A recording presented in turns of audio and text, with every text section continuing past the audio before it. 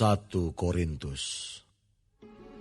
Dari Paulus yang oleh kehendak Allah dipanggil menjadi Rasul Kristus Yesus, dan dari Sostenes, saudara kita, kepada jemaat Allah di Korintus, yaitu mereka yang dikuduskan dalam Kristus Yesus, dan yang dipanggil menjadi orang-orang kudus, dengan semua orang di segala tempat yang berseru kepada nama Tuhan kita Yesus Kristus, yaitu Tuhan mereka dan Tuhan kita. Kasih karunia dan damai sejahtera dari Allah Bapa kita dan dari Tuhan Yesus Kristus menyertai kamu. Aku senantiasa mengucap syukur kepada Allahku karena kamu, atas kasih karunia Allah yang dianugerahkannya kepada kamu dalam Kristus Yesus. Sebab di dalam Dia kamu telah menjadi kaya dalam segala hal, dalam segala macam perkataan dan segala macam pengetahuan, sesuai dengan kesaksian tentang Kristus yang telah diteguhkan di antara kamu. Demikianlah kamu tidak kekurangan dalam suatu karunia pun, sementara kamu menantikan penyataan Tuhan kita Yesus Kristus. Ia juga akan meneguhkan kamu sampai kepada kesudahannya, sehingga kamu tak bercacat pada hari Tuhan kita Yesus Kristus. Allah yang memanggil kamu kepada persekutuan dengan anaknya, Yesus Kristus, Tuhan kita, adalah setia. Tetapi aku menasihatkan kamu, saudara-saudara, demi nama Tuhan kita Yesus Kristus, supaya kamu seia sekata, dan jangan ada perpecahan di antara kamu. Tetapi sebaliknya supaya kamu erat bersatu dan sehati sepikir. Sebab saudara-saudaraku, aku telah diberitahukan oleh orang-orang dari keluarga Chloe tentang kamu, bahwa ada perselisihan di antara kamu. Yang aku maksudkan ialah bahwa kamu masing-masing berkata, aku dari golongan Paulus, atau aku dari golongan Apolos, atau aku dari golongan Kefas, atau aku dari golongan Kristus. Adakah Kristus terbagi-bagi? Adakah Paulus disalibkan karena kamu? Atau adakah kamu dibaptis dalam nama Paulus? Aku mengucap syukur bahwa tidak ada seorang pun juga di antara kamu yang aku baptis selain Krispus dan Gaius. Sehingga tidak ada orang yang dapat mengatakan bahwa kamu dibaptis dalam namaku. Juga keluarga Stefanus, aku yang membaptisnya. Kecuali mereka aku tidak tahu, entahkah ada lagi orang yang aku baptis. Sebab Kristus mengutus aku bukan untuk membaptis, tetapi untuk memberitakan Injil. Dan itu pun bukan dengan hikmat perkataan, supaya salib Kristus jangan menjadi sia-sia. Sebab pemberitaan tentang salib memang adalah kebodohan bagi mereka yang akan binasa. Tetapi bagi kita yang diselamatkan, pemberitaan itu adalah kekuatan Allah. Karena ada tertulis, aku akan membinasakan hikmat orang-orang berhikmat, dan kearifan orang-orang bijak akan kulenyapkan. Di manakah orang yang berhikmat? Di manakah ahli Taurat? Di manakah pembantah dari dunia ini? Bukankah Allah telah membuat hikmat dunia ini menjadi kebodohan? Oleh karena dunia, dalam hikmat Allah, tidak mengenal Allah oleh hikmatnya, maka Allah berkenan menyelamatkan mereka yang percaya oleh kebodohan pemberitaan Injil. Orang-orang Yahudi menghendaki tanda, dan orang-orang Yunani mencari hikmat. Tetapi kami memberitakan Kristus yang disalibkan. Untuk orang-orang Yahudi suatu batu sandungan, dan untuk orang-orang bukan Yahudi suatu kebodohan. Tetapi untuk mereka yang dipanggil, baik orang Yahudi maupun orang bukan Yahudi, Kristus adalah kekuatan Allah dan hikmat Allah. Sebab yang bodoh dari Allah lebih besar hikmatnya daripada manusia, dan yang lemah dari Allah lebih kuat daripada manusia. Ingat saja saudara-saudara, bagaimana keadaan kamu ketika kamu dipanggil. Menurut ukuran manusia tidak banyak orang yang bijak, tidak banyak orang yang berpengaruh, tidak banyak orang yang terpandang. Tetapi apa yang bodoh bagi dunia, dipilih Allah untuk memalukan orang-orang yang berhikmat. Dan apa yang lemah bagi dunia, dipilih Allah untuk memalukan apa yang kuat. Dan apa yang tidak terpandang dan yang hina bagi dunia, dipilih Allah. Bahkan apa yang tidak berarti, dipilih Allah untuk meniadakan apa yang berarti. Supaya jangan ada seorang manusia pun yang memegahkan diri di hadapan Allah. Tetapi oleh Dia, kamu berada dalam Kristus Yesus, yang oleh Allah telah menjadi hikmat bagi kita. Ia membenarkan dan menguduskan dan menebus kita. Karena itu seperti ada tertulis, barang siapa yang bermegah, hendaklah ia bermegah di dalam Tuhan.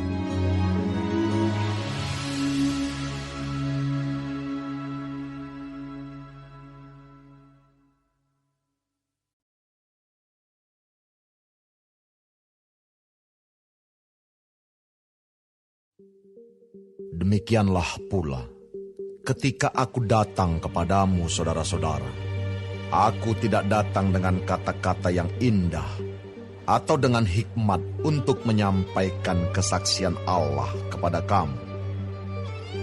Sebab aku telah memutuskan untuk tidak mengetahui apa-apa di antara kamu selain Yesus Kristus, yaitu Dia yang disalibkan. Aku juga telah datang kepadamu dalam kelemahan dan dengan sangat takut dan gentar. Baik perkataanku maupun pemberitaanku tidak kusampaikan dengan kata-kata hikmat yang meyakinkan, tetapi dengan keyakinan akan kekuatan roh, supaya iman kamu jangan bergantung pada hikmat manusia, tetapi pada kekuatan Allah. Sungguh pun demikian, kami memberitakan hikmat di kalangan mereka yang telah matang, yaitu hikmat yang bukan dari dunia ini, dan yang bukan dari penguasa-penguasa dunia ini, yaitu penguasa-penguasa yang akan ditiadakan. Tetapi yang kami beritakan ialah hikmat Allah yang tersembunyi dan rahasia, yang sebelum dunia dijadikan, telah disediakan Allah bagi kemuliaan kita. Tidak ada dari penguasa dunia ini yang mengenalnya. Sebab kalau sekiranya mereka mengenalnya, mereka tidak menyalibkan Tuhan yang mulia. Tetapi seperti ada tertulis, apa yang tidak pernah dilihat oleh mata dan tidak pernah didengar oleh telinga, dan yang tidak pernah timbul di dalam hati manusia, semua yang disediakan Allah untuk mereka yang mengasihi Dia. Karena kepada kita Allah telah menyatakannya oleh Roh, sebab Roh menyelidiki segala sesuatu, bahkan hal-hal yang tersembunyi dalam diri Allah. Siapa gerangan di antara manusia yang tahu apa yang terdapat di dalam diri manusia, selain roh manusia sendiri yang ada di dalam dia? Demikian pula lah tidak ada orang yang tahu apa yang terdapat di dalam diri Allah, selain roh Allah. Kita tidak menerima roh dunia, tetapi roh yang berasal dari Allah, supaya kita tahu apa yang dikaruniakan Allah kepada kita. Dan karena kami menafsirkan hal-hal rohani kepada mereka yang mempunyai roh, kami berkata-kata tentang karunia-karunia Allah dengan perkataan yang bukan diajarkan kepada kami oleh hikmat manusia, tetapi oleh roh. Tetapi manusia duniawi tidak menerima apa yang berasal dari roh Allah, karena hal itu baginya adalah suatu kebodohan, dan ia tidak dapat memahaminya, sebab hal itu hanya dapat dinilai secara rohani. Tetapi manusia rohani menilai segala sesuatu, tetapi ia sendiri tidak dinilai oleh orang lain. Sebab, siapakah yang mengetahui pikiran Tuhan, sehingga ia dapat menasihati dia? Tetapi kami memiliki pikiran Kristus.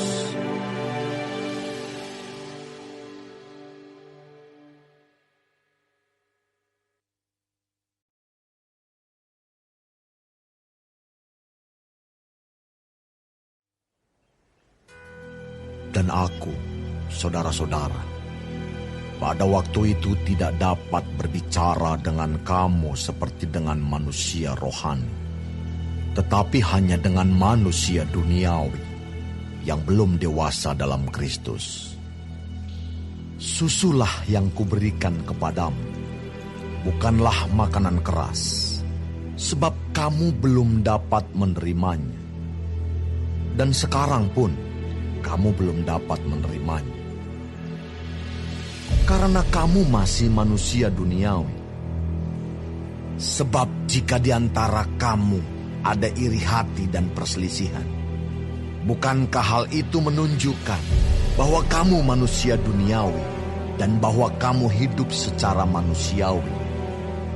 Karena jika yang seorang berkata, "Aku dari golongan Paulus," dan yang lain berkata, "Aku dari golongan Apolos," bukankah hal itu menunjukkan bahwa kamu manusia duniawi yang bukan rohani? Jadi, apakah Apolos? Apakah Paulus? Pelayan-pelayan Tuhan yang olehnya kamu menjadi percaya, masing-masing menurut jalan yang diberikan Tuhan kepadanya. Aku menanam, Apolos menyiram, tetapi Allah yang memberi pertumbuhan. Karena itu, yang penting bukanlah yang menanam atau yang menyiram, melainkan Allah yang memberi pertumbuhan. Baik yang menanam maupun yang menyiram adalah sama, dan masing-masing akan menerima upahnya sesuai dengan pekerjaannya sendiri. Karena kami adalah kawan sekerja Allah. Kamu adalah ladang Allah, bangunan Allah. Sesuai dengan kasih karunia Allah yang dianugerahkan kepadaku, aku sebagai seorang ahli bangunan yang cakap telah meletakkan dasar, dan orang lain membangun terus di atasnya. Tetapi tiap-tiap orang harus memperhatikan bagaimana ia harus membangun di atasnya. Karena tidak ada seorang pun yang dapat meletakkan dasar lain daripada dasar yang telah diletakkan, yaitu Yesus Kristus. Entahkah orang membangun di atas dasar ini dengan emas, perak, batu permata, kayu, rumput kering atau jerami. Sekali kelak, pekerjaan masing-masing orang akan nampak. Karena hari Tuhan akan menyatakannya, sebab ia akan nampak dengan api, dan bagaimana pekerjaan masing-masing orang akan diuji oleh api itu. Jika pekerjaan yang dibangun seseorang tahan uji, ia akan mendapat upah. Jika pekerjaannya terbakar, ia akan menderita kerugian, tetapi ia sendiri akan diselamatkan, tetapi seperti dari dalam api. Tidak tahukah kamu bahwa kamu adalah bait Allah dan bahwa Roh Allah diam di dalam kamu? Jika ada orang yang membinasakan bait Allah, maka Allah akan membinasakan dia. Sebab bait Allah adalah kudus, dan bait Allah itu ialah kamu. Janganlah ada orang yang menipu dirinya sendiri. Jika ada di antara kamu yang menyangka dirinya berhikmat menurut dunia ini, biarlah ia menjadi bodoh, supaya ia berhikmat. Karena hikmat dunia ini adalah kebodohan bagi Allah. Sebab ada tertulis, ia yang menangkap orang berhikmat dalam kecerdikannya. Dan di tempat lain, Tuhan mengetahui rancangan-rancangan orang berhikmat. Sesungguhnya semuanya sia-sia belaka. Karena itu, janganlah ada orang yang memegahkan dirinya atas manusia, sebab segala sesuatu adalah milikmu. Baik Paulus, Apolos, maupun Kefas, baik dunia, hidup maupun mati, baik waktu sekarang maupun waktu yang akan datang, semuanya kamu punya. Tetapi kamu adalah milik Kristus, dan Kristus adalah milik Allah.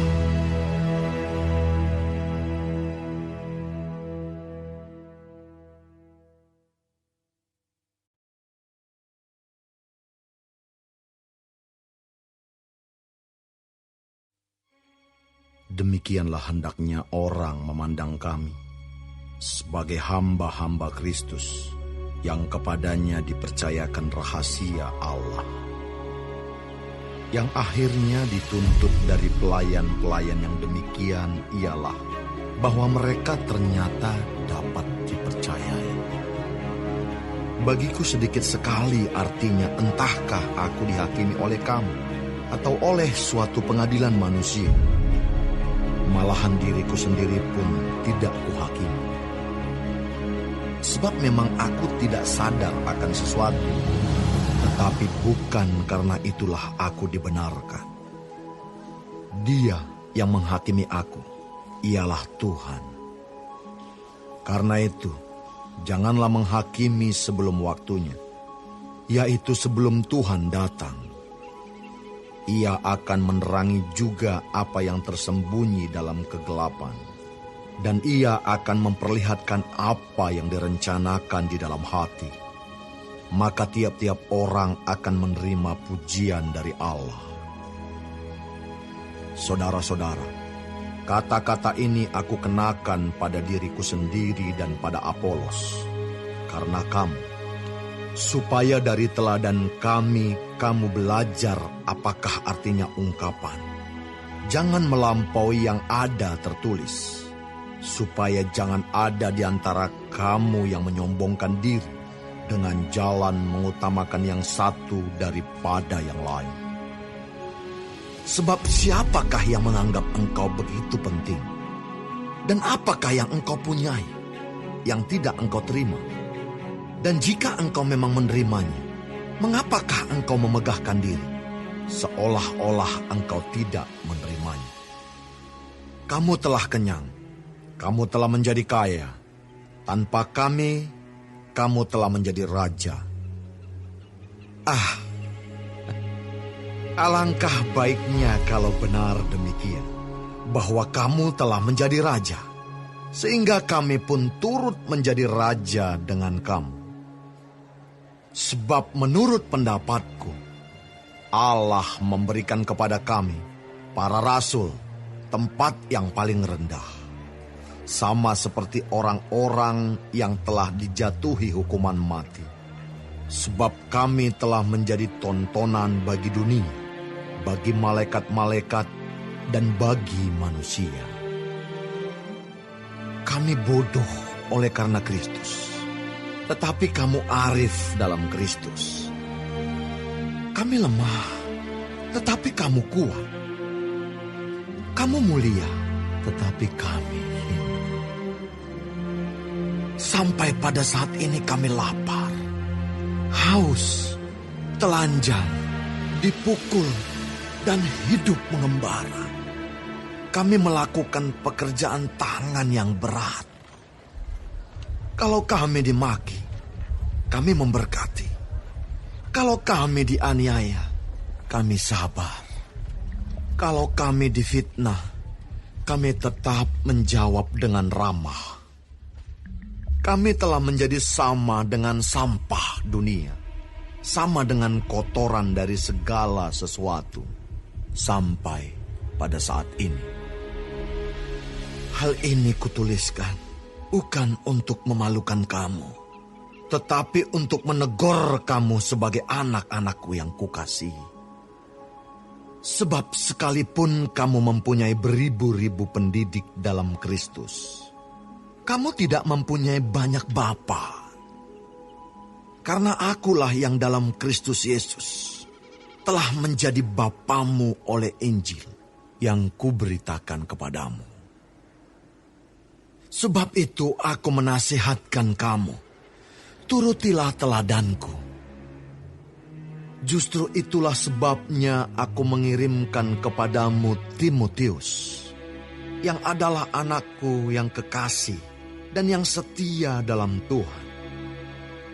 Ia akan memperingatkan kamu akan hidup yang kuturuti dalam Kristus Yesus, seperti yang kuajarkan di mana-mana dalam setiap jemaat. Tetapi ada beberapa orang yang menjadi sombong, karena mereka menyangka bahwa aku tidak akan datang lagi kepadamu. Tetapi aku akan segera datang kepadamu, kalau Tuhan menghendakinya. Maka aku akan tahu, bukan tentang perkataan orang-orang yang sombong itu, tetapi tentang kekuatan mereka. Sebab kerajaan Allah bukan terdiri dari perkataan, tetapi dari kuasa. Apakah yang kamu kehendaki? Haruskah aku datang kepadamu dengan cambuk atau dengan kasih dan dengan hati yang lemah lembut?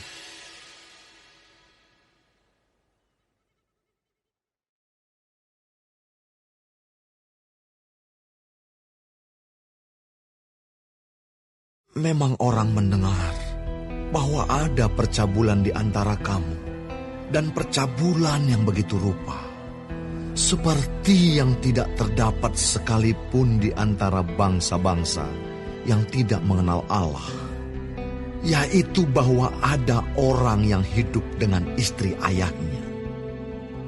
Sekalipun demikian kamu sombong, tidakkah lebih patut kamu berduka cita dan menjauhkan orang yang melakukan hal itu dari tengah-tengah kamu? Sebab aku, sekalipun secara badani tidak hadir, tetapi secara rohani hadir. Aku, sama seperti aku hadir, telah menjatuhkan hukuman atas dia yang telah melakukan hal yang semacam itu. Bila mana kita berkumpul dalam roh, kamu bersama-sama dengan aku, dengan kuasa Yesus, Tuhan kita. Orang itu harus kita serahkan dalam nama Tuhan Yesus kepada iblis, sehingga binasa tubuhnya, agar rohnya diselamatkan pada hari Tuhan. Kemegahanmu tidak baik. Tidak tahukah kamu bahwa sedikit ragi mengkamiri seluruh adonan? Buanglah ragi yang lama itu, supaya kamu menjadi adonan yang baru. Sebab kamu memang tidak beragi. Sebab anak domba Paskah kita juga telah disembelih, yaitu Kristus.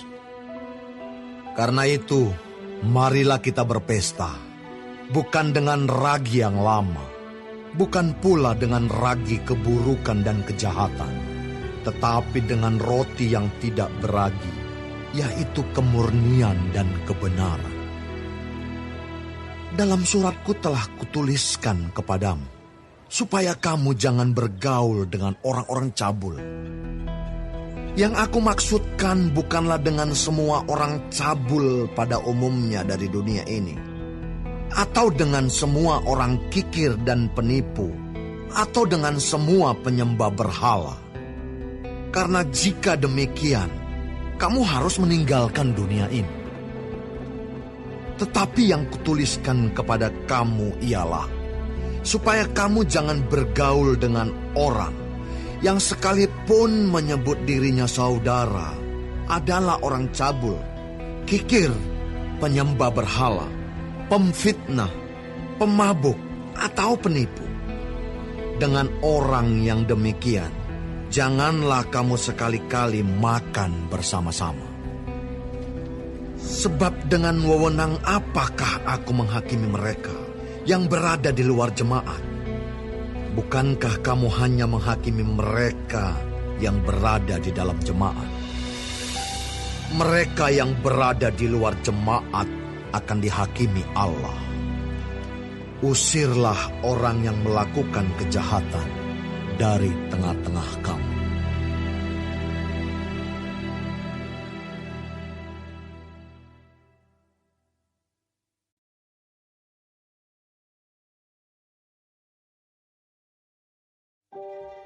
Apakah ada seorang di antara kamu yang jika berselisih dengan orang lain, berani mencari keadilan pada orang-orang yang tidak benar, dan bukan pada orang-orang kudus?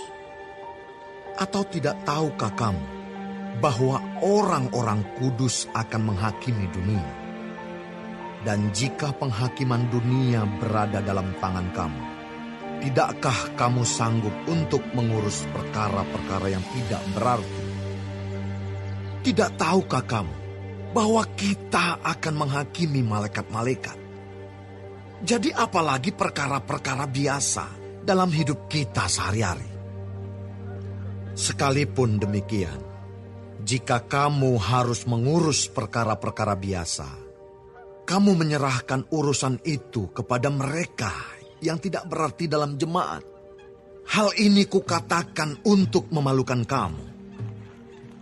Tidak adakah seorang di antara kamu yang berhikmat, yang dapat mengurus perkara-perkara dari saudara-saudaranya? Adakah saudara yang satu mencari keadilan terhadap saudara yang lain, dan justru pada orang-orang yang tidak percaya? Adanya saja perkara di antara kamu yang seorang terhadap yang lain telah merupakan kekalahan bagi kamu. Mengapa kamu tidak lebih suka menderita ketidakadilan? Mengapakah kamu tidak lebih suka dirugikan?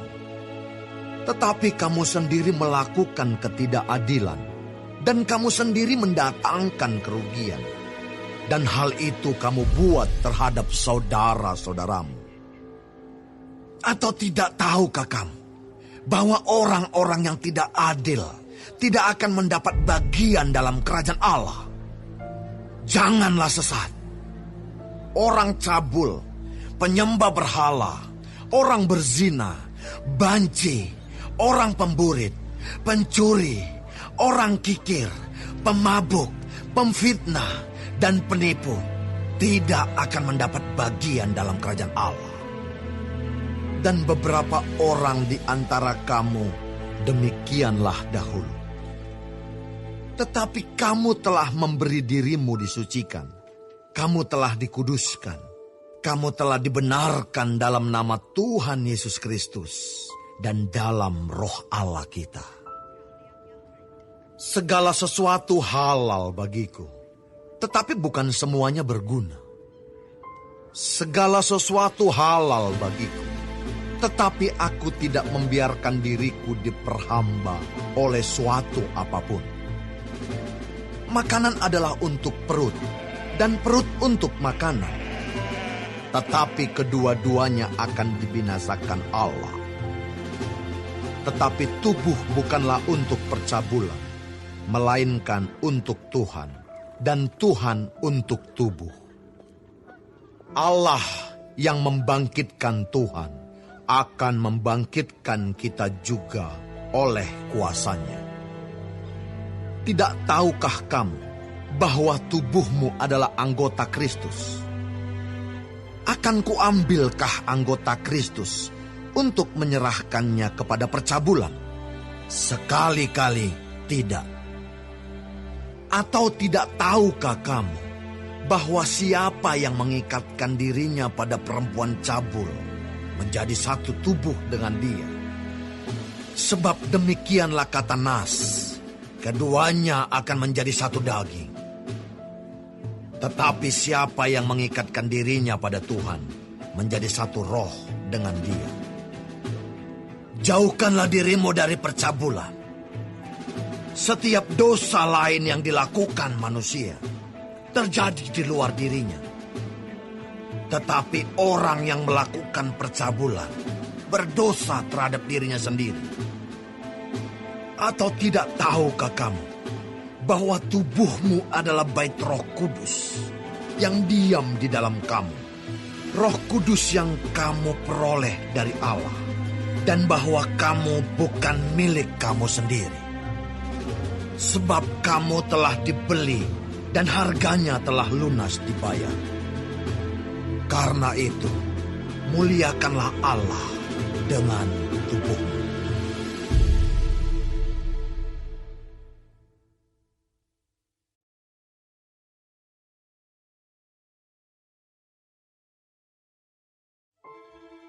Dan sekarang, tentang hal-hal yang kamu tuliskan kepadaku, adalah baik bagi laki-laki kalau ia tidak kawin. Tetapi mengingat bahaya percabulan, baiklah setiap laki-laki mempunyai istrinya sendiri, dan setiap perempuan mempunyai suaminya sendiri. Hendaklah suami memenuhi kewajibannya terhadap istrinya, demikian pula istri terhadap suaminya. Istri tidak berkuasa atas tubuhnya sendiri, tetapi suaminya. Demikian pula suami tidak berkuasa atas tubuhnya sendiri, tetapi istrinya.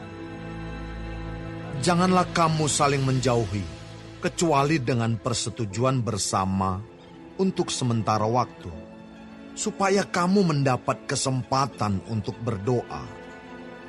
Sesudah itu hendaklah kamu kembali hidup bersama-sama, supaya iblis jangan menggoda kamu, karena kamu tidak tahan bertarak. Hal ini kukatakan kepadamu sebagai kelonggaran, bukan sebagai perintah. Namun demikian alangkah baiknya kalau semua orang seperti aku. Tetapi setiap orang menerima dari Allah karunia-Nya yang khas, yang seorang karunia ini, yang lain karunia itu. Tetapi kepada orang-orang yang tidak kawin dan kepada janda-janda aku anjurkan, supaya baiklah mereka tinggal dalam keadaan seperti aku. Tetapi kalau mereka tidak dapat menguasai diri, baiklah mereka kawin. Sebab lebih baik kawin daripada hangus karena hawa nafsu. Kepada orang-orang yang telah kawin, bukan aku, tetapi Tuhan perintahkan, supaya seorang istri tidak boleh menceraikan suaminya.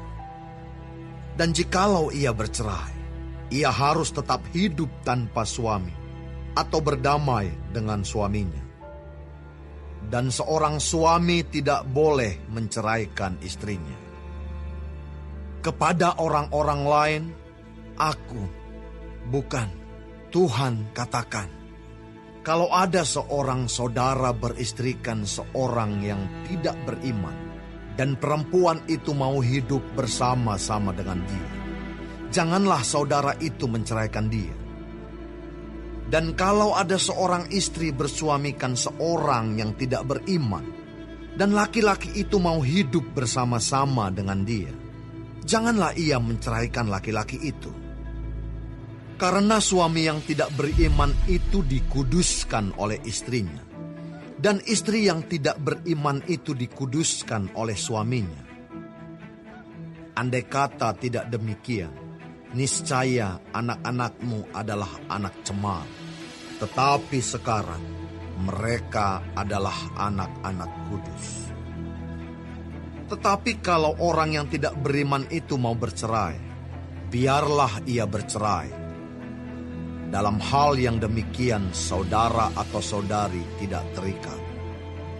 Tetapi Allah memanggil kamu untuk hidup dalam damai sejahtera. Sebab bagaimanakah engkau mengetahui, hai istri, apakah engkau tidak akan menyelamatkan suamimu? Atau bagaimanakah engkau mengetahui, hai suami, apakah engkau tidak akan menyelamatkan istrimu? Selanjutnya, hendaklah tiap-tiap orang tetap hidup seperti yang telah ditentukan Tuhan baginya, dan dalam keadaan seperti waktu ia dipanggil Allah. Inilah ketetapan yang kuberikan kepada semua jemaat. Kalau seorang dipanggil dalam keadaan bersunat, janganlah ia berusaha meniadakan tanda-tanda sunat itu. Dan kalau seorang dipanggil dalam keadaan tidak bersunat, janganlah ia mau bersunat. Sebab bersunat atau tidak bersunat tidak penting. Yang penting ialah mentaati hukum-hukum Allah. Baiklah tiap-tiap orang tinggal dalam keadaan seperti waktu ia dipanggil Allah. Adakah engkau hamba waktu engkau dipanggil? Itu tidak apa-apa. Tetapi jikalau engkau mendapat kesempatan untuk dibebaskan, pergunakanlah kesempatan itu.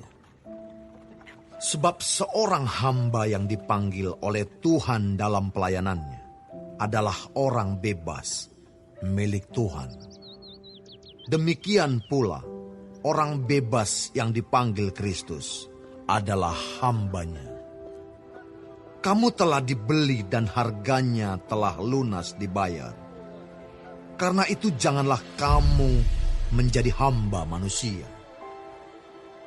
Saudara-saudara, hendaklah tiap-tiap orang tinggal di hadapan Allah dalam keadaan seperti pada waktu ia dipanggil. Sekarang tentang para gadis. Untuk mereka aku tidak mendapat perintah dari Tuhan. Tetapi aku memberikan pendapatku sebagai seorang yang dapat dipercayai karena rahmat yang diterimanya dari Allah. Aku berpendapat bahwa mengingat waktu darurat sekarang adalah baik bagi manusia untuk tetap dalam keadaannya. Adakah engkau terikat pada seorang perempuan? Janganlah engkau mengusahakan perceraian. Adakah engkau tidak terikat pada seorang perempuan?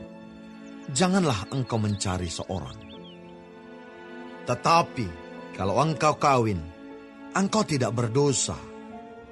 Dan kalau seorang gadis kawin, ia tidak berbuat dosa. Tetapi orang-orang yang demikian akan ditimpa kesusahan badan, dan aku mau menghindarkan kamu dari kesusahan itu. Saudara-saudara, inilah yang kumaksudkan, yaitu waktu telah singkat. Karena itu, dalam waktu yang masih sisa ini, orang-orang yang beristri harus berlaku seolah-olah mereka tidak beristri. Dan orang-orang yang menangis seolah-olah tidak menangis. Dan orang-orang yang bergembira seolah-olah tidak bergembira. Dan orang-orang yang membeli seolah-olah tidak memiliki apa yang mereka beli. Pendeknya, orang-orang yang mempergunakan barang-barang duniawi seolah-olah sama sekali tidak mempergunakannya. Sebab dunia seperti yang kita kenal sekarang akan berlalu. Aku ingin supaya kamu hidup tanpa kekhawatiran. Orang yang tidak beristri memusatkan perhatiannya pada perkara Tuhan, bagaimana Tuhan berkenan kepadanya. Orang yang beristri memusatkan perhatiannya pada perkara duniawi, bagaimana ia dapat menyenangkan istrinya, dan dengan demikian perhatiannya terbagi-bagi. Perempuan yang tidak bersuami dan anak-anak gadis memusatkan perhatian mereka pada perkara Tuhan, supaya tubuh dan jiwa mereka kudus. Tetapi perempuan yang bersuami memusatkan perhatiannya pada perkara duniawi, bagaimana ia dapat menyenangkan suaminya. Semuanya ini kukatakan untuk kepentingan kamu sendiri, bukan untuk menghalang-halangi kamu dalam kebebasan kamu, tetapi sebaliknya, supaya kamu melakukan apa yang benar dan baik, dan melayani Tuhan tanpa gangguan. Tetapi jikalau seorang menyangka bahwa ia tidak berlaku wajar terhadap gadisnya, jika gadisnya itu telah bertambah tua, dan ia benar-benar merasa bahwa mereka harus kawin, baiklah mereka kawin kalau ia menghendakinya. Hal itu bukan dosa. Tetapi kalau ada seorang yang tidak dipaksa untuk berbuat demikian, benar-benar yakin dalam hatinya dan benar-benar menguasai kemauannya, telah mengambil keputusan untuk tidak kawin dengan gadisnya, ia berbuat baik. Jadi orang yang kawin dengan gadisnya berbuat baik, dan orang yang tidak kawin dengan gadisnya berbuat lebih baik. Istri terikat selama suaminya hidup. Kalau suaminya telah meninggal, ia bebas untuk kawin dengan siapa saja yang dikehendakinya, asal orang itu adalah seorang yang percaya. Tetapi menurut pendapatku, ia lebih berbahagia kalau ia tetap tinggal dalam keadaannya. Dan aku berpendapat bahwa aku juga mempunyai Roh Allah.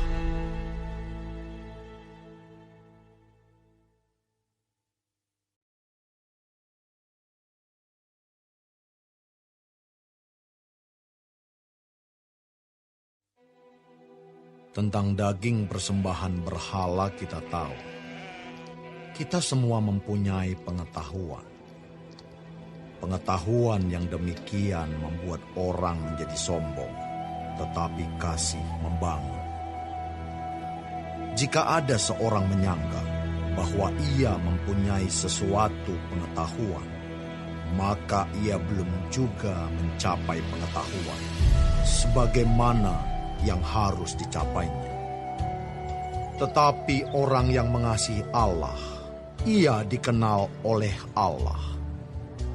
Tentang hal makan daging persembahan berhala kita tahu, tidak ada berhala di dunia, dan tidak ada Allah lain daripada Allah yang Esa.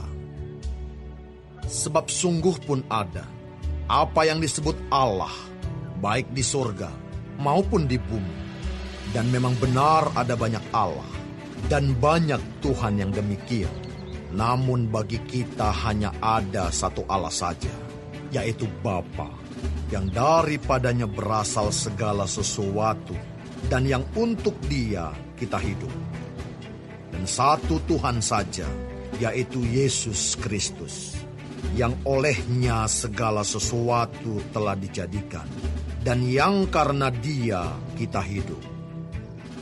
Tetapi bukan semua orang yang mempunyai pengetahuan itu. Ada orang yang karena masih terus terikat pada berhala-berhala, makan daging itu sebagai daging persembahan berhala. Dan oleh karena hati nurani mereka lemah, hati nurani mereka itu dinodai olehnya. Makanan tidak membawa kita lebih dekat kepada Allah. Kita tidak rugi apa-apa kalau tidak kita makan, dan kita tidak untung apa-apa kalau kita makan. Tetapi jagalah supaya kebebasanmu ini jangan menjadi batu sandungan bagi mereka yang lemah. Karena apabila orang melihat engkau yang mempunyai pengetahuan sedang duduk makan di dalam kuil berhala, bukankah orang yang lemah hati nuraninya itu dikuatkan untuk makan daging persembahan berhala? Dengan jalan demikian, orang yang lemah, yaitu saudaramu, yang untuknya Kristus telah mati, menjadi binasa karena pengetahuan. Jika engkau secara demikian berdosa terhadap saudara-saudaramu dan melukai hati nurani mereka yang lemah, engkau pada hakikatnya berdosa terhadap Kristus.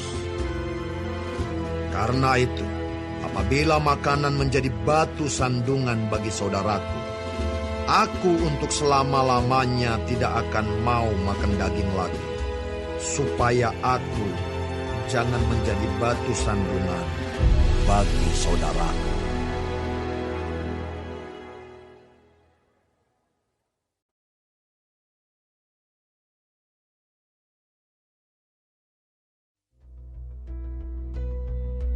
Bukankah aku rasul? Bukankah aku orang bebas? Bukankah aku telah melihat Yesus Tuhan kita? Bukankah kamu adalah buah pekerjaanku dalam Tuhan? Sekalipun bagi orang lain aku bukanlah rasul, tetapi bagi kamu aku adalah rasul. Sebab hidupmu dalam Tuhan adalah meterai dari kerasulanku. Inilah pembelaanku terhadap mereka yang mengkritik aku. Tidakkah kami mempunyai hak untuk makan dan minum? Tidakkah kami mempunyai hak untuk membawa seorang istri Kristen dalam perjalanan kami, seperti yang dilakukan rasul-rasul lain dan saudara-saudara Tuhan dan Kefas? Atau hanya aku dan Barnabas sajakah yang tidak mempunyai hak untuk dibebaskan dari pekerjaan tangan? Siapakah yang pernah turut dalam peperangan atas biayanya sendiri? Siapakah yang menanami kebun anggur dan tidak memakan buahnya? Atau siapakah yang menggembalakan kawanan domba dan yang tidak minum susu domba itu? Apa yang kukatakan ini bukanlah hanya pikiran manusia saja.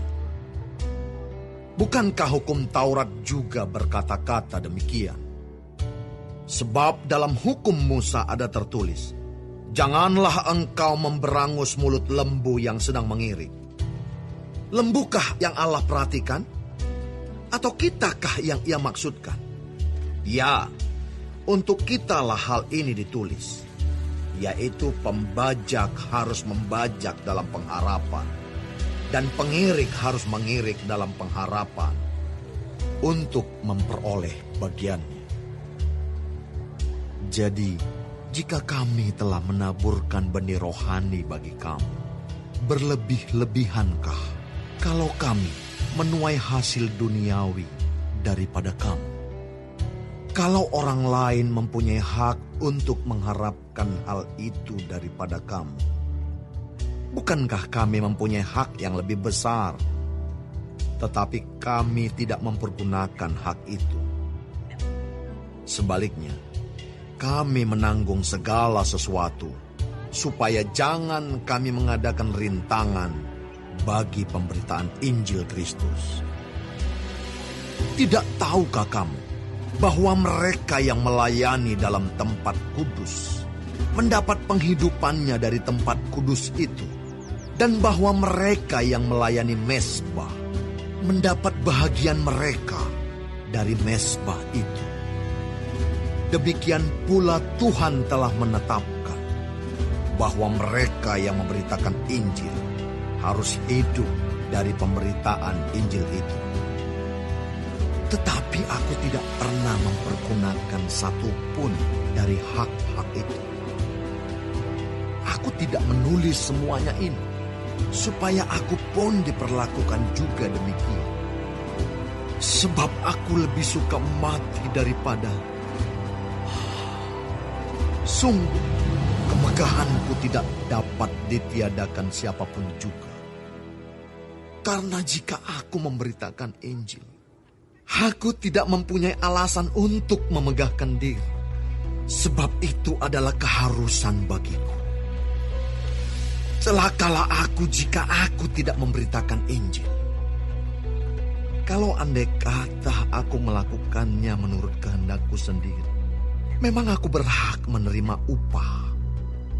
Tetapi karena aku melakukannya bukan menurut kehendakku sendiri, pemberitaan itu adalah tugas penyelenggaraan yang ditanggungkan kepadaku. Kalau demikian, apakah upahku? Upahku ialah ini, bahwa aku boleh memberitakan Injil tanpa upah, dan bahwa aku tidak mempergunakan hakku sebagai pemberita Injil. Sungguh pun aku bebas terhadap semua orang.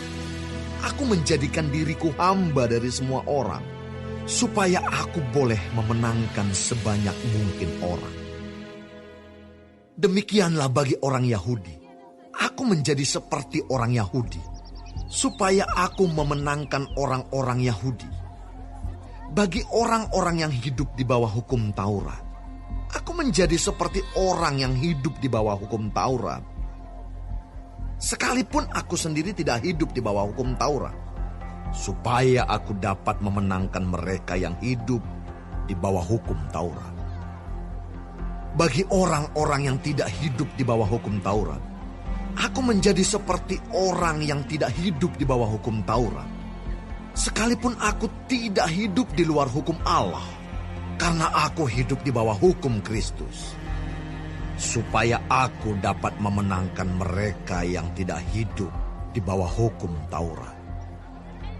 Bagi orang-orang yang lemah, aku menjadi seperti orang yang lemah, supaya aku dapat menyelamatkan mereka yang lemah. Bagi semua orang aku telah menjadi segala-galanya, supaya aku sedapat mungkin memenangkan beberapa orang dari antara mereka. Segala sesuatu ini aku lakukan karena Injil, supaya aku mendapat bagian dalamnya. Tidak tahukah kamu bahwa dalam gelanggang pertandingan semua peserta turut berlari, tetapi bahwa hanya satu orang saja yang mendapat hadiah? Karena itu, larilah begitu rupa sehingga kamu memperolehnya. Tiap-tiap orang yang turut mengambil bagian dalam pertandingan menguasai dirinya dalam segala hal. Mereka berbuat demikian untuk memperoleh suatu mahkota yang fana, tetapi kita untuk memperoleh suatu mahkota yang abadi. Sebab itu, aku tidak berlari tanpa tujuan, dan aku bukan petinju yang sembarangan saja memukul. Tetapi aku melatih tubuh dan menguasainya seluruhnya, supaya sesudah memberitakan Injil kepada orang lain, jangan aku sendiri ditolak.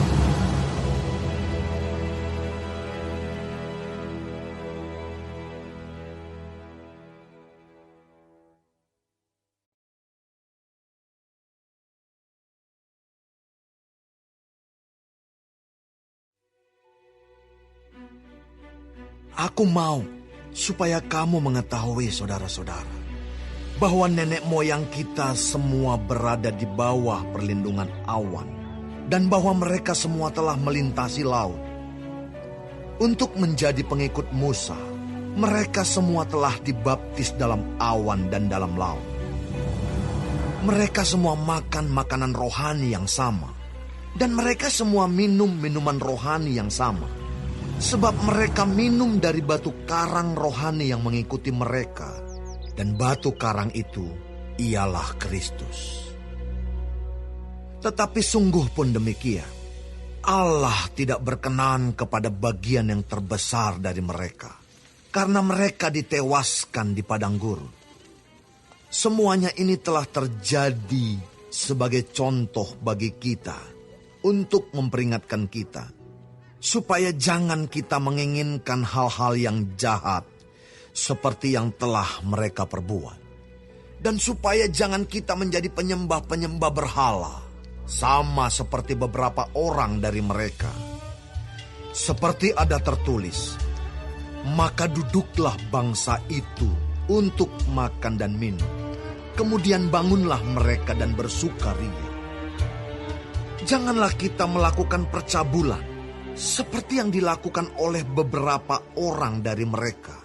Sehingga pada satu hari telah tewas 23.000 orang.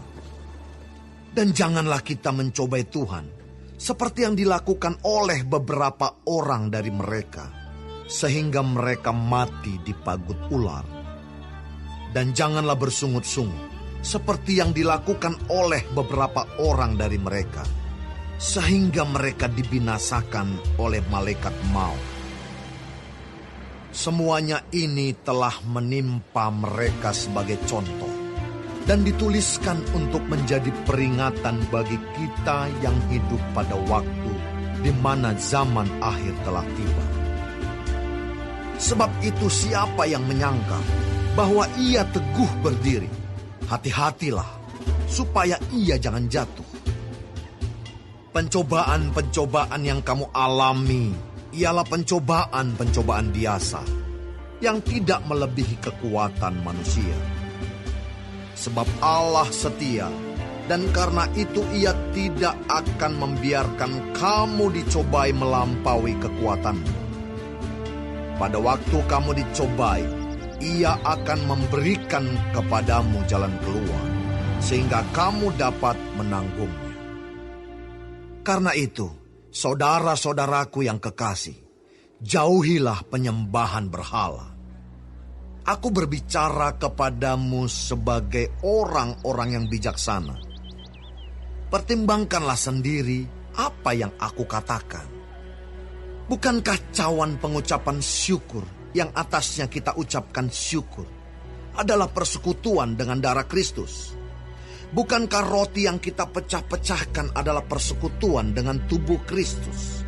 Karena roti adalah satu, maka kita sekalipun banyak adalah satu tubuh. Karena kita semua mendapat bagian dalam roti yang satu itu. Perhatikanlah bangsa Israel menurut daging. Bukankah mereka yang makan apa yang dipersembahkan mendapat bagian dalam pelayanan mezbah? Apakah yang kumaksudkan dengan perkataan itu? Bahwa persembahan berhala adalah sesuatu? Atau bahwa berhala adalah sesuatu? Bukan. Apa yang kumaksudkan ialah bahwa persembahan mereka adalah persembahan kepada roh-roh jahat, bukan kepada Allah. Dan aku tidak mau bahwa kamu bersekutu dengan roh-roh jahat. Kamu tidak dapat minum dari cawan Tuhan dan juga dari cawan roh-roh jahat. Kamu tidak dapat mendapat bagian dalam perjamuan Tuhan dan juga dalam perjamuan roh-roh jahat. Atau maukah kita membangkitkan cemburu Tuhan? Apakah kita lebih kuat daripada Dia?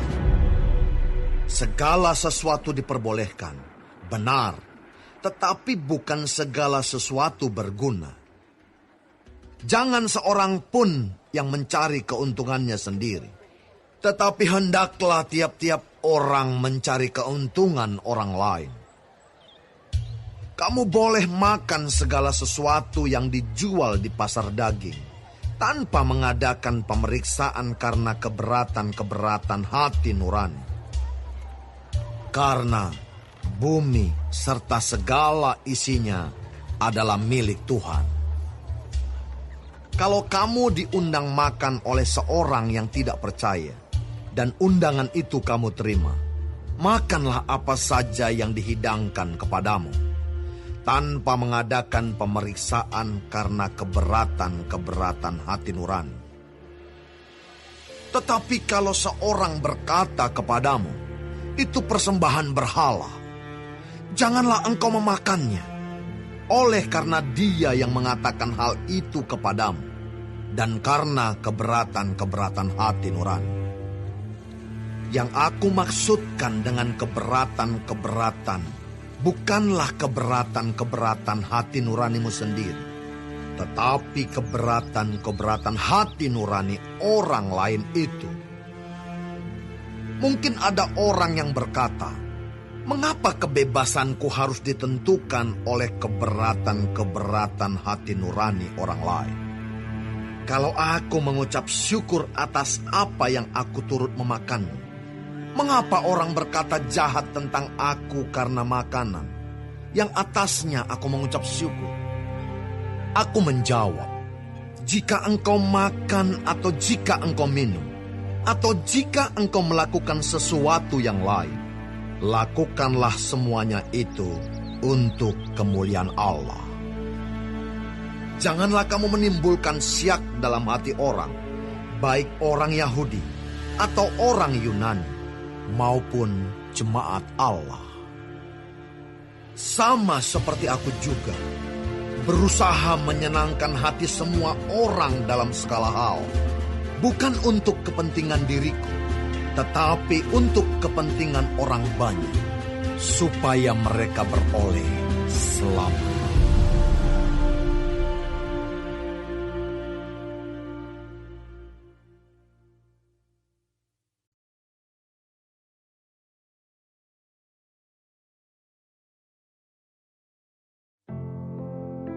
Jadilah pengikutku, sama seperti aku juga menjadi pengikut Kristus.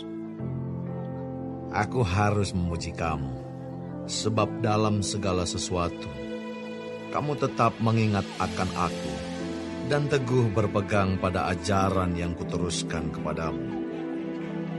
Tetapi aku mau, supaya kamu mengetahui hal ini, yaitu kepala dari tiap-tiap laki-laki ialah Kristus. Kepala dari perempuan ialah laki-laki, dan kepala dari Kristus ialah Allah. Tiap-tiap laki-laki yang berdoa atau bernubuat dengan kepala yang bertudung, menghina kepalanya. Tetapi tiap-tiap perempuan yang berdoa atau bernubuat dengan kepala yang tidak bertudung, menghina kepalanya, sebab ia sama dengan perempuan yang dicukur rambutnya. Sebab jika perempuan tidak mau menudungi kepalanya, maka haruslah ia juga menggunting rambutnya. Tetapi jika bagi perempuan adalah penghinaan bahwa rambutnya digunting atau dicukur, maka haruslah ia menudungi kepalanya. Sebab laki-laki tidak perlu menudungi kepalanya. Ia menyinarkan gambaran dan kemuliaan Allah, tetapi perempuan menyinarkan kemuliaan laki-laki. Sebab laki-laki tidak berasal dari perempuan, tetapi perempuan berasal dari laki-laki. Dan laki-laki tidak diciptakan karena perempuan, tetapi perempuan diciptakan karena laki-laki. Sebab itu, perempuan harus memakai tanda wibawa di kepalanya, oleh karena para malaikat. Namun demikian, dalam Tuhan tidak ada perempuan tanpa laki-laki, dan tidak ada laki-laki tanpa perempuan. Sebab sama seperti perempuan berasal dari laki-laki, demikian pula laki-laki dilahirkan oleh perempuan, dan segala sesuatu berasal dari Allah. Pertimbangkanlah sendiri, patutkah perempuan berdoa kepada Allah dengan kepala yang tidak bertudung?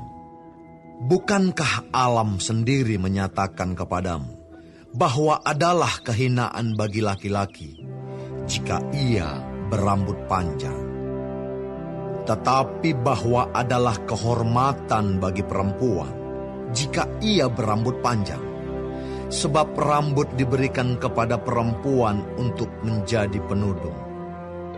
Tetapi jika ada orang yang mau membantah, kami maupun jemaat-jemaat Allah tidak mempunyai kebiasaan yang demikian. Dalam peraturan-peraturan yang berikut, aku tidak dapat memuji kamu, sebab pertemuan-pertemuanmu tidak mendatangkan kebaikan, tetapi mendatangkan keburukan. Sebab pertama-tama aku mendengar bahwa apabila kamu berkumpul sebagai jemaat, ada perpecahan di antara kamu, dan hal itu sedikit banyak aku percaya. Sebab di antara kamu harus ada perpecahan, supaya nyata nanti siapakah di antara kamu yang tahan uji. Apabila kamu berkumpul, kamu bukanlah berkumpul untuk makan perjamuan Tuhan. Sebab pada perjamuan itu, tiap-tiap orang memakan dahulu makanannya sendiri, sehingga yang seorang lapar dan yang lain mabuk. Apakah kamu tidak mempunyai rumah sendiri untuk makan dan minum? Atau maukah kamu menghinakan jemaat Allah dan memalukan orang-orang yang tidak mempunyai apa-apa? Apakah yang kukatakan kepada kamu? Memuji kamu. Dalam hal ini, aku tidak memuji. Sebab apa yang telah kuteruskan kepadamu, telah aku terima dari Tuhan, yaitu bahwa Tuhan Yesus, pada malam waktu ia diserahkan, mengambil roti, dan sesudah itu ia mengucap syukur atasnya. Ia memecah-mecahkannya dan berkata, "Inilah tubuhku yang diserahkan bagi kamu. Perbuatlah ini menjadi peringatan akan aku." Demikian juga ia mengambil cawan sesudah makan, lalu berkata, "Cawan ini adalah perjanjian baru yang dimeteraikan oleh darahku.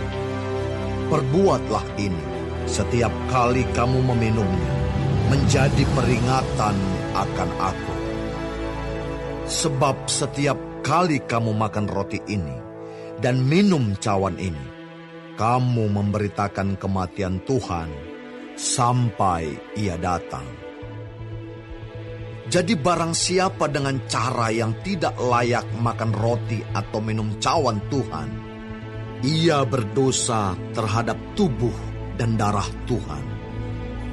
Karena itu, hendaklah tiap-tiap orang menguji dirinya sendiri, dan baru sesudah itu, ia makan roti dan minum dari cawan itu. Karena barang siapa makan dan minum tanpa mengakui tubuh Tuhan, ia mendatangkan hukuman atas dirinya. Sebab itu banyak di antara kamu yang lemah dan sakit, dan tidak sedikit yang meninggal. Kalau kita menguji diri kita sendiri, hukuman tidak menimpa kita. Tetapi kalau kita menerima hukuman dari Tuhan, kita dididik supaya kita tidak akan dihukum bersama-sama dengan dunia. Karena itu, saudara-saudaraku, jika kamu berkumpul untuk makan, nantikanlah olehmu seorang akan yang lain. Kalau ada orang yang lapar, baiklah ia makan dahulu di rumahmu, supaya jangan kamu berkumpul untuk dihukum. Hal-hal yang lain akan kuatur kalau aku datang.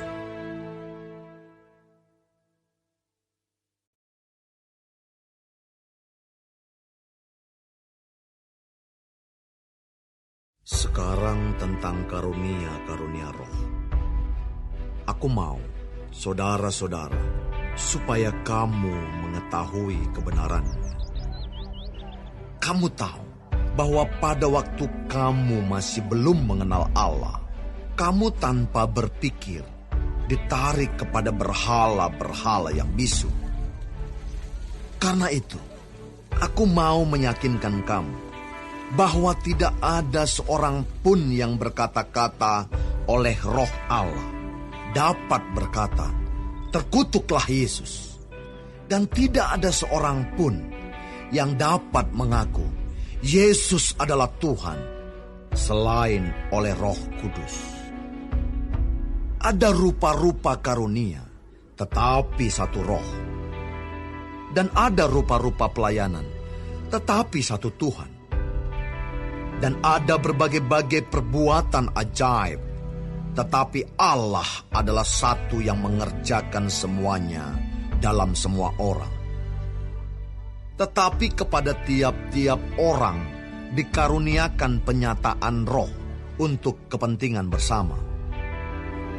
Sebab kepada yang seorang roh memberikan karunia untuk berkata-kata dengan hikmat, dan kepada yang lain roh yang sama memberikan karunia berkata-kata dengan pengetahuan.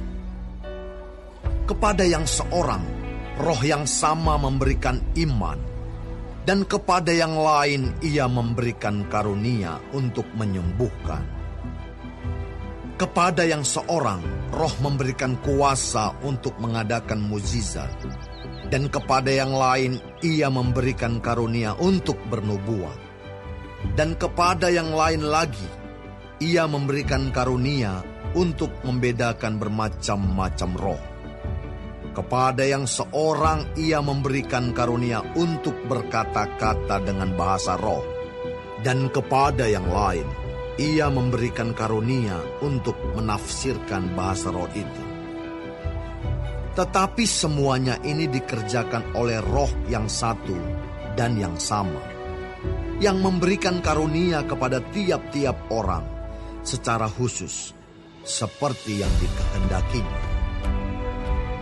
Karena sama seperti tubuh itu satu, dan anggota-anggotanya banyak, dan segala anggota itu, sekalipun banyak, merupakan satu tubuh.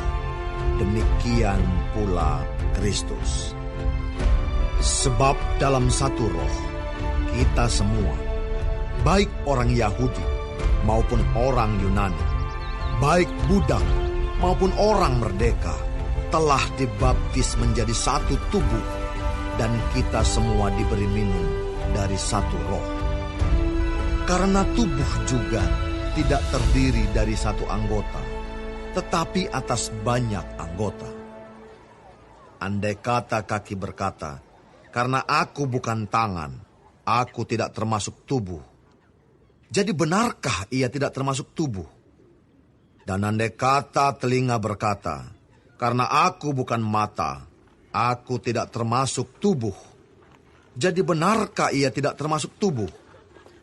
Andai kata tubuh seluruhnya adalah mata, di manakah pendengaran? Andai kata seluruhnya adalah telinga, di manakah penciuman? Tetapi Allah telah memberikan kepada anggota, masing-masing secara khusus, suatu tempat pada tubuh, seperti yang dikehendakinya. Andai kata semuanya adalah satu anggota, di manakah tubuh? Memang ada banyak anggota, tetapi hanya satu tubuh. Jadi, mata tidak dapat berkata kepada tangan, "Aku tidak membutuhkan engkau." Dan kepala tidak dapat berkata kepada kaki, "Aku tidak membutuhkan engkau." Malahan justru anggota-anggota tubuh yang nampaknya paling lemah, yang paling dibutuhkan. Dan kepada anggota-anggota tubuh yang menurut pemandangan kita kurang terhormat, kita berikan penghormatan khusus. Dan terhadap anggota-anggota kita yang tidak elok, kita berikan perhatian khusus. Hal itu tidak dibutuhkan oleh anggota-anggota kita yang elok. Allah telah menyusun tubuh kita begitu rupa, sehingga kepada anggota-anggota yang tidak mulia diberikan penghormatan khusus, supaya jangan terjadi perpecahan dalam tubuh, tetapi supaya anggota-anggota yang berbeda itu saling memperhatikan. Karena itu jika satu anggota menderita, semua anggota turut menderita. Jika satu anggota dihormati, semua anggota turut bersukacita. Kamu semua adalah tubuh Kristus, dan kamu masing-masing adalah anggotanya. Dan Allah telah menetapkan beberapa orang dalam jemaat, Pertama sebagai rasul, kedua sebagai nabi, ketiga sebagai pengajar. Selanjutnya, mereka yang mendapat karunia untuk mengadakan mujizat, untuk menyembuhkan, untuk melayani, untuk memimpin, dan untuk berkata-kata dalam bahasa roh. Adakah mereka semua rasul, atau nabi, atau pengajar? Adakah mereka semua mendapat karunia untuk mengadakan mujizat, atau untuk menyembuhkan, atau untuk berkata-kata dalam bahasa roh, atau untuk menafsirkan bahasa roh? Jadi, berusahalah untuk memperoleh karunia-karunia yang paling utama. Dan aku menunjukkan kepadamu jalan yang lebih utama lagi.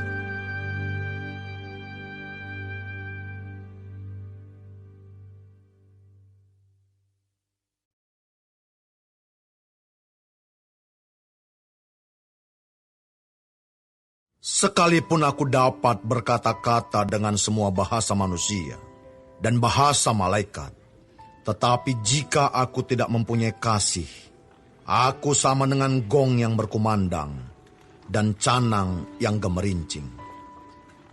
Sekalipun aku mempunyai karunia untuk bernubuat, dan aku mengetahui segala rahasia dan memiliki seluruh pengetahuan, dan sekalipun aku memiliki iman yang sempurna untuk memindahkan gunung, tetapi jika aku tidak mempunyai kasih, aku sama sekali tidak berguna. Dan sekalipun aku membagi-bagikan segala sesuatu yang ada padaku, bahkan menyerahkan tubuhku untuk dibakar, tetapi jika aku tidak mempunyai kasih, sedikit pun tidak ada faedahnya bagiku. Kasih itu sabar, kasih itu murah hati, ia tidak cemburu, ia tidak memegahkan diri dan tidak sombong. Ia tidak melakukan yang tidak sopan dan tidak mencari keuntungan diri sendiri. Ia tidak pemarah dan tidak menyimpan kesalahan orang lain. Ia tidak bersuka cita karena ketidakadilan, tetapi karena kebenaran. Ia menutupi segala sesuatu, percaya segala sesuatu, mengharapkan segala sesuatu, sabar menanggung segala sesuatu. Kasih tidak berkesudahan, nubuat akan berakhir, bahasa roh akan berhenti, pengetahuan akan lenyap. Sebab pengetahuan kita tidak lengkap dan nubuat kita tidak sempurna. Tetapi jika yang sempurna tiba, maka yang tidak sempurna itu akan lenyap. Ketika aku kanak-kanak, aku berkata-kata seperti kanak-kanak. Aku merasa seperti kanak-kanak. Aku berpikir seperti kanak-kanak. Sekarang sesudah aku menjadi dewasa, aku meninggalkan sifat kanak-kanak itu.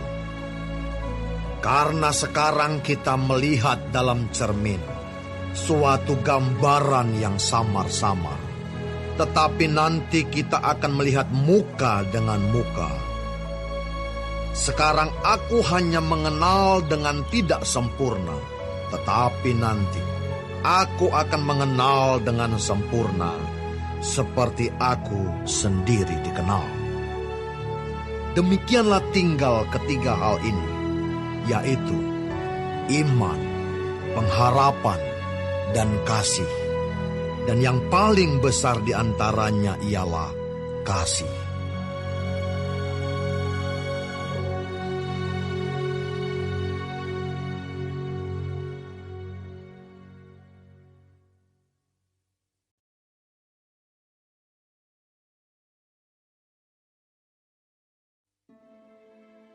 Kejarlah kasih itu, dan usahakanlah dirimu memperoleh karunia-karunia roh, terutama karunia untuk bernubuat. Siapa yang berkata-kata dengan bahasa roh, tidak berkata-kata kepada manusia, tetapi kepada Allah. Sebab tidak ada seorang pun yang mengerti bahasanya. Oleh roh ia mengucapkan hal-hal yang rahasia. Tetapi siapa yang bernubuat, ia berkata-kata kepada manusia. Ia membangun, menasihati, dan menghibur.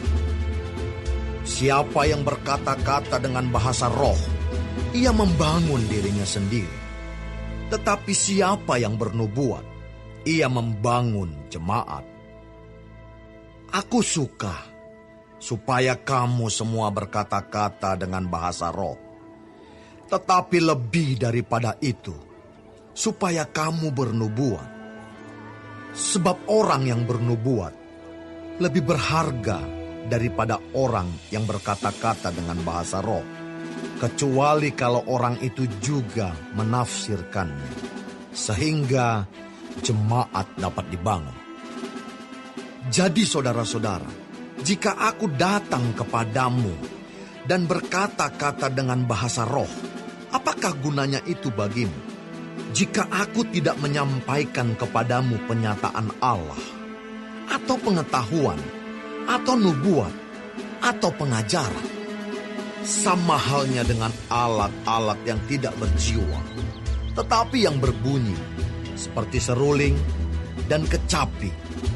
Bagaimanakah orang dapat mengetahui lagu apakah yang dimainkan seruling atau kecapi, kalau keduanya tidak mengeluarkan bunyi yang berbeda? Atau jika nafiri tidak mengeluarkan bunyi yang terang, siapakah yang menyiapkan diri untuk berperang?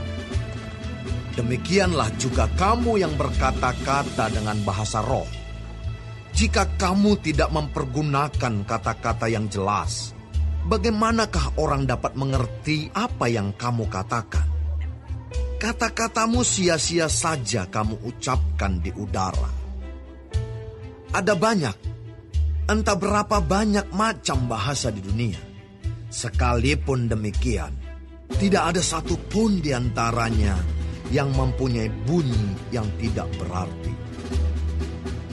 Tetapi jika aku tidak mengetahui arti bahasa itu, aku menjadi orang asing bagi dia yang mempergunakannya, dan dia orang asing bagiku. Demikian pula dengan kamu.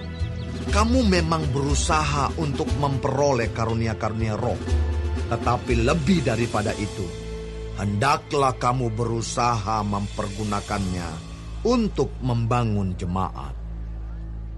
Karena itu, siapa yang berkata-kata dengan bahasa roh, ia harus berdoa supaya kepadanya diberikan juga karunia untuk menafsirkannya. Sebab jika aku berdoa dengan bahasa roh, maka rohkulah yang berdoa, tetapi akal budiku tidak turut berdoa. Jadi apakah yang harus kubuat? Aku akan berdoa dengan rohku, tetapi aku akan berdoa juga dengan akal budiku.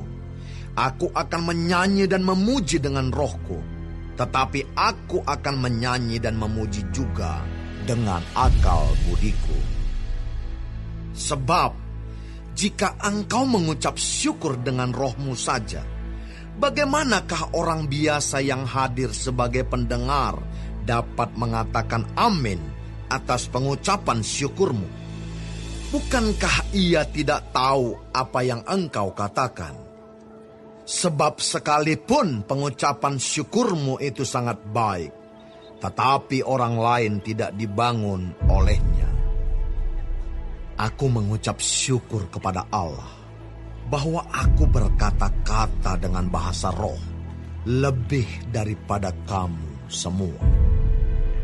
Tetapi dalam pertemuan jemaat, aku lebih suka mengucapkan 5 kata yang dapat dimengerti untuk mengajar orang lain juga, daripada beribu-ribu kata dengan bahasa roh. Saudara-saudara, janganlah sama seperti anak-anak dalam pemikiran. Jadilah anak-anak dalam kejahatan, tetapi orang dewasa dalam pemikiranmu.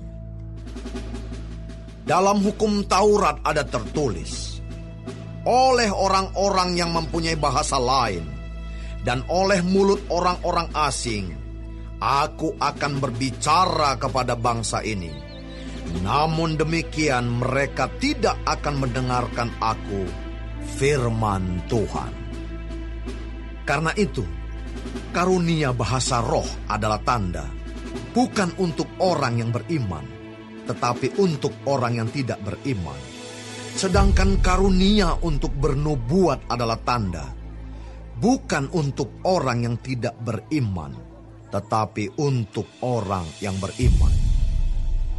Jadi, kalau seluruh jemaat berkumpul bersama-sama dan tiap-tiap orang berkata-kata dengan bahasa roh, lalu masuklah orang-orang luar atau orang-orang yang tidak beriman, tidakkah akan mereka katakan bahwa kamu gila? Tetapi kalau semua bernubuat, lalu masuk orang yang tidak beriman atau orang baru, ia akan diyakinkan oleh semua dan diselidiki oleh semua. Segala rahasia yang terkandung di dalam hatinya akan menjadi nyata, sehingga ia akan sujud menyembah Allah dan mengaku, sungguh Allah ada di tengah-tengah kamu. Jadi bagaimana sekarang saudara-saudara? Bila mana kamu berkumpul, hendaklah tiap-tiap orang mempersembahkan sesuatu. Yang seorang mazmur, yang lain pengajaran, atau penyataan Allah, atau karunia bahasa roh, atau karunia untuk menafsirkan bahasa roh. Tetapi semuanya itu harus dipergunakan untuk membangun. Jika ada yang berkata-kata dengan bahasa roh, biarlah 2 atau sebanyak-banyaknya 3 orang, seorang demi seorang, dan harus ada seorang lain untuk menafsirkannya. Jika tidak ada orang yang dapat menafsirkannya, hendaklah mereka berdiam diri dalam pertemuan jemaat, dan hanya boleh berkata-kata kepada dirinya sendiri dan kepada Allah. Tentang nabi-nabi, baiklah 2 atau 3 orang diantaranya berkata-kata, dan yang lain menanggapi apa yang mereka katakan. Tetapi jika seorang lain yang duduk di situ mendapat penyataan, maka yang pertama itu harus berdiam diri. Sebab kamu semua boleh bernubuat seorang demi seorang, sehingga kamu semua dapat belajar dan beroleh kekuatan. Karunia nabi takluk kepada nabi-nabi. Sebab Allah tidak menghendaki kekacauan, tetapi damai sejahtera. Sama seperti dalam semua jemaat orang-orang kudus, perempuan-perempuan harus berdiam diri dalam pertemuan-pertemuan jemaat. Sebab mereka tidak diperbolehkan untuk berbicara. Mereka harus menundukkan diri, seperti yang dikatakan juga oleh hukum Taurat. Jika mereka ingin mengetahui sesuatu, baiklah mereka menanyakannya kepada suaminya di rumah, sebab tidak sopan bagi perempuan untuk berbicara dalam pertemuan jemaat. Atau adakah firman Allah mulai dari kamu? Atau hanya kepada kamu sajakah firman itu telah datang? Jika seorang menganggap dirinya nabi atau orang yang mendapat karunia rohani, ia harus sadar bahwa apa yang kukatakan kepadamu adalah perintah Tuhan. Tetapi jika ia tidak mengindahkannya, janganlah kamu mengindahkan dia. Karena itu, saudara-saudaraku, usahakanlah dirimu untuk memperoleh karunia untuk bernubuat, dan janganlah melarang orang yang berkata-kata dengan bahasa roh. Tetapi segala sesuatu harus berlangsung dengan sopan dan teratur.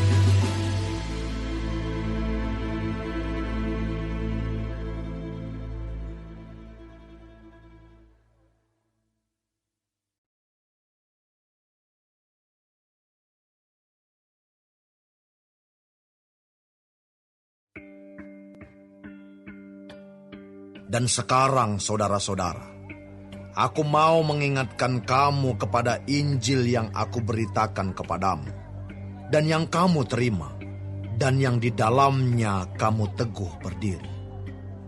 Oleh Injil itu kamu diselamatkan, asal kamu teguh berpegang padanya, seperti yang telah kuberitakan kepadamu, kecuali kalau kamu telah sia-sia saja menjadi percaya. Sebab yang sangat penting telah kusampaikan kepadamu, yaitu apa yang telah kuterima sendiri, ialah bahwa Kristus telah mati karena dosa-dosa kita, sesuai dengan kitab suci, bahwa ia telah dikuburkan, dan bahwa ia telah dibangkitkan pada hari yang ketiga, sesuai dengan kitab suci, bahwa ia telah menampakkan diri kepada Kefas, dan kemudian kepada ke-12 muridnya. Sesudah itu, ia menampakkan diri kepada lebih dari 500 saudara sekaligus.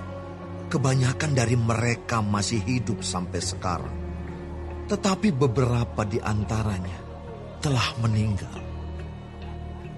Selanjutnya, ia menampakkan diri kepada Yakobus, kemudian kepada semua rasul. Dan yang paling akhir dari semuanya, ia menampakkan diri juga kepadaku, sama seperti kepada anak yang lahir sebelum waktunya. Karena aku adalah yang paling hina dari semua rasul, sebab aku telah menganiaya jemaat Allah. Tetapi karena kasih karunia Allah, aku adalah sebagaimana aku ada sekarang. Dan kasih karunia yang dianugerahkannya kepadaku tidak sia-sia. Sebaliknya, aku telah bekerja lebih keras daripada mereka semua. Tetapi bukannya aku, melainkan kasih karunia Allah yang menyertai aku. Sebab itu, baik aku maupun mereka, demikianlah kami mengajar, dan demikianlah kamu menjadi percaya. Jadi, bila mana kami beritakan bahwa Kristus dibangkitkan dari antara orang mati, bagaimana mungkin ada di antara kamu yang mengatakan bahwa tidak ada kebangkitan orang mati? Kalau tidak ada kebangkitan orang mati, maka Kristus juga tidak dibangkitkan. Tetapi andai kata Kristus tidak dibangkitkan, maka sia-sialah pemberitaan kami, dan sia-sialah juga kepercayaan kamu. Lebih daripada itu, kami ternyata berdusta terhadap Allah, karena tentang Dia kami katakan bahwa Ia telah membangkitkan Kristus, padahal Ia tidak membangkitkannya. Kalau andai kata benar bahwa orang mati tidak dibangkitkan. Sebab jika benar orang mati tidak dibangkitkan, maka Kristus juga tidak dibangkitkan. Dan jika Kristus tidak dibangkitkan, maka sia-sialah kepercayaan kamu, dan kamu masih hidup dalam dosamu. Demikianlah binasa juga orang-orang yang mati dalam Kristus. Jikalau kita hanya dalam hidup ini saja menaruh pengharapan pada Kristus, maka kita adalah orang-orang yang paling malang dari segala manusia. Tetapi yang benar ialah bahwa Kristus telah dibangkitkan dari antara orang mati, sebagai yang sulung dari orang-orang yang telah meninggal. Sebab sama seperti maut datang karena satu orang manusia, demikian juga kebangkitan orang mati datang karena satu orang manusia. Karena sama seperti semua orang mati dalam persekutuan dengan Adam, demikian pula semua orang akan dihidupkan kembali dalam persekutuan dengan Kristus. Tetapi tiap-tiap orang menurut urutannya. Kristus sebagai buah sulung. Sesudah itu mereka yang menjadi miliknya pada waktu kedatangannya. Kemudian tiba kesudahannya, yaitu bila mana ia menyerahkan kerajaan kepada Allah Bapa. Sesudah ia membinasakan segala pemerintahan, kekuasaan, dan kekuatan. Karena ia harus memegang pemerintahan sebagai raja, sampai Allah meletakkan semua musuhnya di bawah kakinya. Musuh yang terakhir yang dibinasakan ialah maut. Sebab segala sesuatu telah ditaklukkannya di bawah kakinya. Tetapi kalau dikatakan bahwa segala sesuatu telah ditaklukkan, maka teranglah bahwa ia sendiri yang telah menaklukkan segala sesuatu di bawah kaki Kristus itu tidak termasuk di dalamnya. Tetapi kalau segala sesuatu telah ditaklukkan di bawah Kristus, maka ia sendiri sebagai anak akan menaklukkan dirinya di bawah Dia, yang telah menaklukkan segala sesuatu di bawahnya, supaya Allah menjadi semua di dalam semua. Jika tidak demikian, apakah faedahnya perbuatan orang-orang yang dibaptis sebagai orang mati? Kalau orang mati sama sekali tidak dibangkitkan, mengapa mereka mau dibaptis sebagai orang-orang yang telah meninggal? Dan kami juga, mengapakah kami setiap saat membawa diri kami ke dalam bahaya? Saudara-saudara, tiap-tiap hari aku berhadapan dengan maut, demi kebanggaanku akan kamu dalam Kristus Yesus, Tuhan kita. Aku katakan bahwa hal ini benar. Kalau hanya berdasarkan pertimbangan-pertimbangan manusia saja, aku telah berjuang melawan binatang buas di Efesus. Apakah gunanya hal itu bagiku? Jika orang mati tidak dibangkitkan, maka marilah kita makan dan minum, sebab besok kita mati. Janganlah kamu sesat. Pergaulan yang buruk merusakkan kebiasaan yang baik. Sadarlah kembali sebaik-baiknya, dan jangan berbuat dosa lagi. Ada di antara kamu yang tidak mengenal Allah. Hal ini kukatakan supaya kamu merasa malu. Tetapi mungkin ada orang yang bertanya, bagaimanakah orang mati dibangkitkan? Dan dengan tubuh apakah mereka akan datang kembali? Hai orang bodoh, apa yang engkau sendiri taburkan tidak akan tumbuh dan hidup kalau ia tidak mati dahulu. Dan yang engkau taburkan bukanlah tubuh tanaman yang akan tumbuh, tetapi biji yang tidak berkulit, umpamanya biji gandum atau biji lain. Tetapi Allah memberikan kepadanya suatu tubuh seperti yang dikehendakinya. Ia memberikan kepada tiap-tiap biji tubuhnya sendiri. Bukan semua daging sama. Daging manusia lain daripada daging binatang, lain daripada daging burung, lain daripada daging ikan. Ada tubuh sorgawi dan ada tubuh duniawi, tetapi kemuliaan tubuh sorgawi lain daripada kemuliaan tubuh duniawi. Kemuliaan matahari lain daripada kemuliaan bulan, dan kemuliaan bulan lain daripada kemuliaan bintang-bintang, dan kemuliaan bintang yang satu berbeda dengan kemuliaan bintang yang lain. Demikianlah pula halnya dengan kebangkitan orang mati. Ditaburkan dalam kebinasaan, dibangkitkan dalam ketidakbinasaan. Ditaburkan dalam kehinaan, dibangkitkan dalam kemuliaan. Ditaburkan dalam kelemahan, dibangkitkan dalam kekuatan. Yang ditaburkan adalah tubuh alamiah, yang dibangkitkan adalah tubuh rohania. Jika ada tubuh alamiah, maka ada pula tubuh rohania. Seperti ada tertulis, manusia pertama, Adam menjadi makhluk yang hidup, tetapi Adam yang akhir menjadi roh yang menghidupkan. Tetapi yang mula-mula datang bukanlah yang rohaniah, tetapi yang alamiah. Kemudian barulah datang yang rohaniah. Manusia pertama berasal dari debu tanah dan bersifat jasmani. Manusia kedua berasal dari surga. Makhluk-makhluk alamiah sama dengan dia yang berasal dari debu tanah. Dan makhluk-makhluk surgawi sama dengan dia yang berasal dari surga. Sama seperti kita telah memakai rupa dari yang alamiah, demikian pula kita akan memakai rupa dari yang surgawi.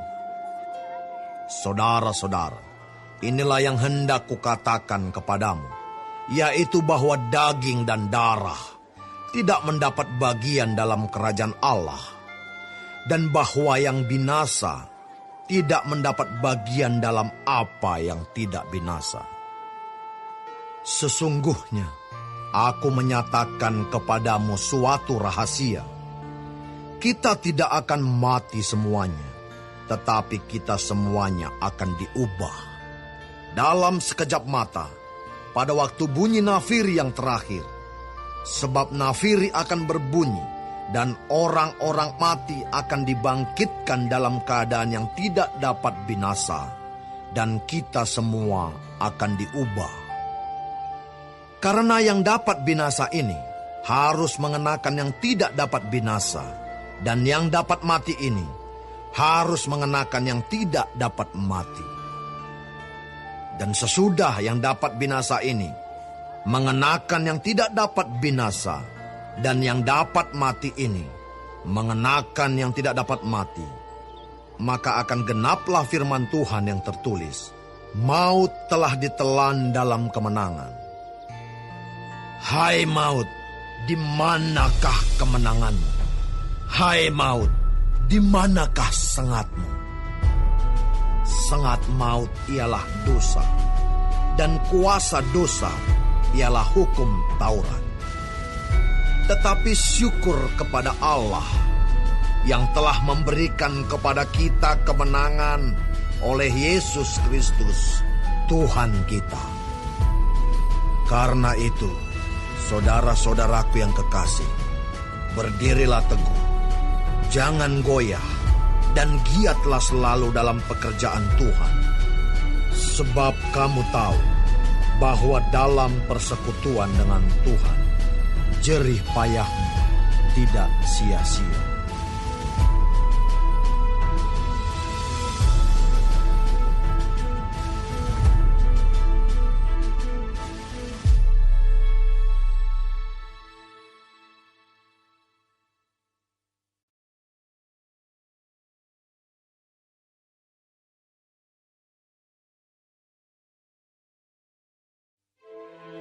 Tentang pengumpulan uang bagi orang-orang kudus, hendaklah kamu berbuat sesuai dengan petunjuk-petunjuk yang kuberikan kepada jemaat-jemaat di Galatia.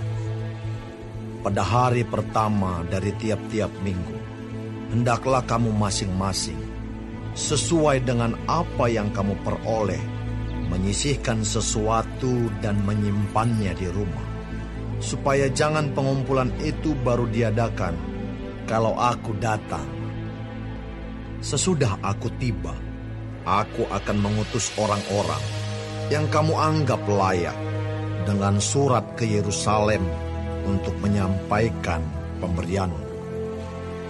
Kalau ternyata penting bahwa aku juga pergi, maka mereka akan pergi bersama-sama dengan aku. Aku akan datang kepadamu sesudah aku melintasi Makedonia, sebab aku akan melintasi Makedonia.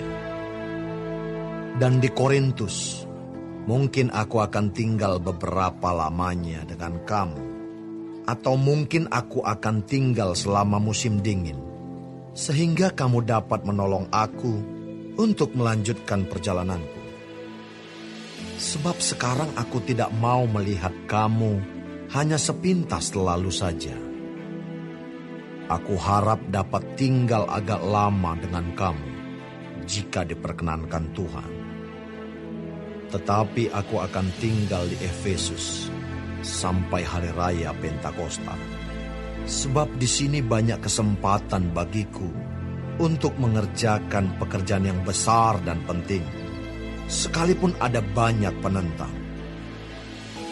Jika Timotius datang kepadamu, usahakanlah supaya ia berada di tengah-tengah kamu tanpa takut, sebab ia mengerjakan pekerjaan Tuhan sama seperti aku.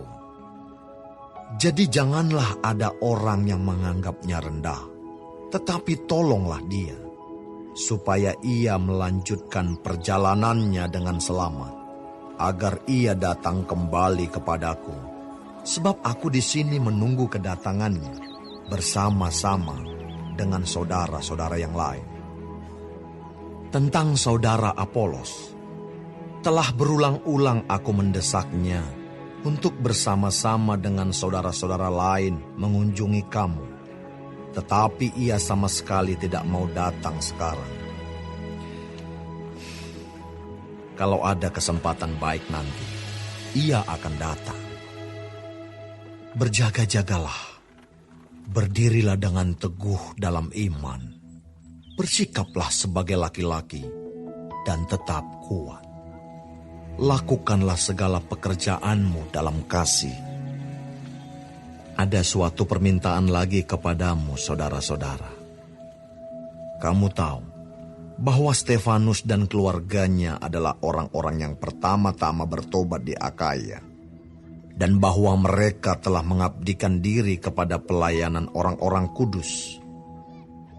Karena itu taatilah orang-orang yang demikian, dan setiap orang yang turut bekerja dan berjerih payah.